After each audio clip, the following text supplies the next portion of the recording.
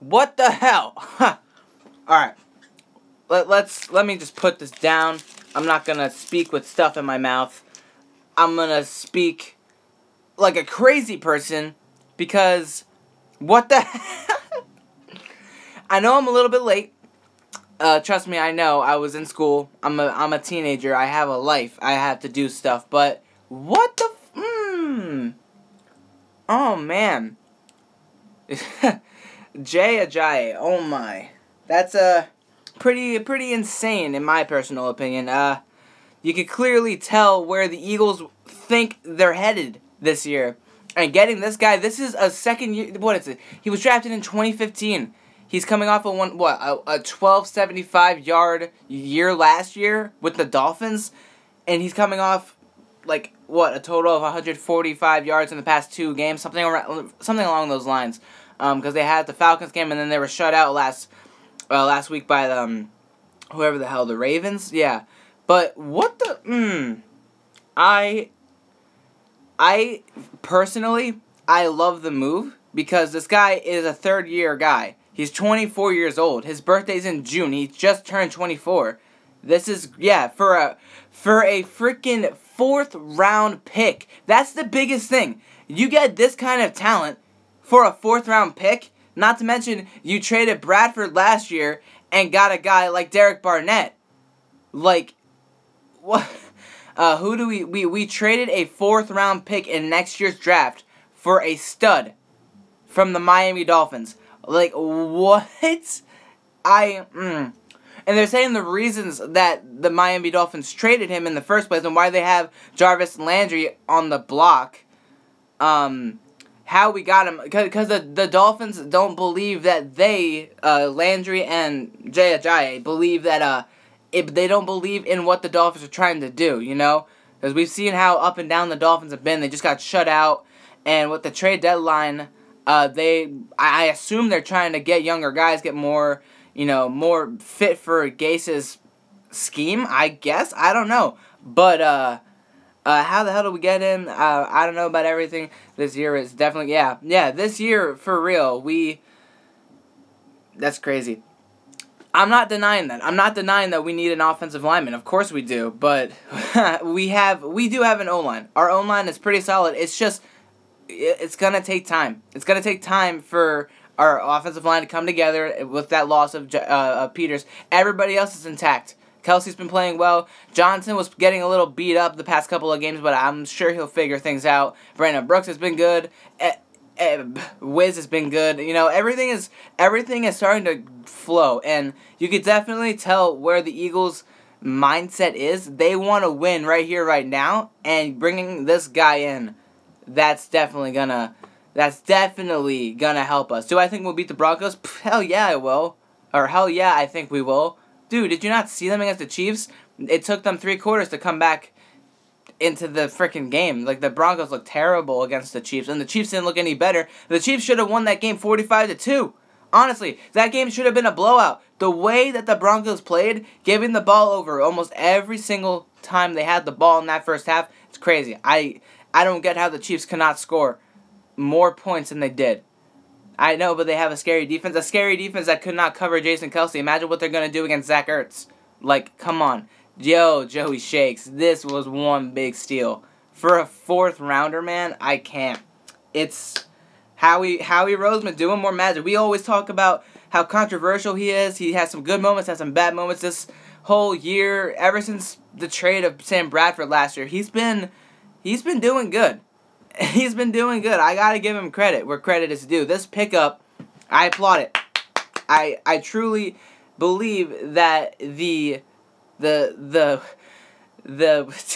team of Blunt and, oh man, I'm just happy that we're not moving Blunt anywhere. Blunt is finally gonna get used in that 3rd, 4th quarter kind of theme where the defense is worn out thanks to this guy. I mean, it's truly great. We got Barnett and Ajayi for Bradford. Yeah, basically. We basically did, because Bradford, we traded him away for a 1st-round pick. A 1st-round pick. That's how desperate that team was. We managed to get Barnett, and then we're getting this guy for a 4th-round pick mid-year? Like, what kind of... I swear, the Eagles are getting a lot with these these 4th rounders, these getting a 1st round back for a guy that's injury prone, and it's like, ugh.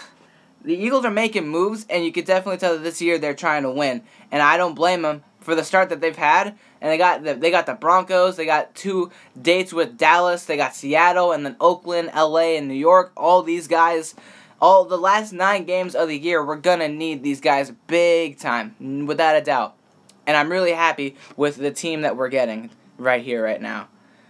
With this pickup, I think we should get rid of Smallwood or Donnell Pumphrey. I believe we should get rid of Pumphrey and Smallwood and keep Clement. I think Clement has been the most successful. He's been the least injury prone, obviously. Pumphrey hasn't even played an NFL regular season game, and he's already on IR with a hamstring tear. Wendell Smallwood, he's already missed a couple of games due to hamstring injuries that he suffered last freaking August. And last year he suffered them too.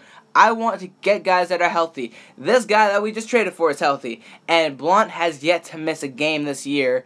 And Clement has yet to miss a game as well in his rookie season. So I think those 3 you want to stick with. And of course, when Darren Sproles comes back into play next year, you could do whatever there. It's all up to him and the organization, of course, what they want to do with him. And it's all up to Sproles where he wants to go with his last year, most likely, in the NFL. So we'll see how it goes.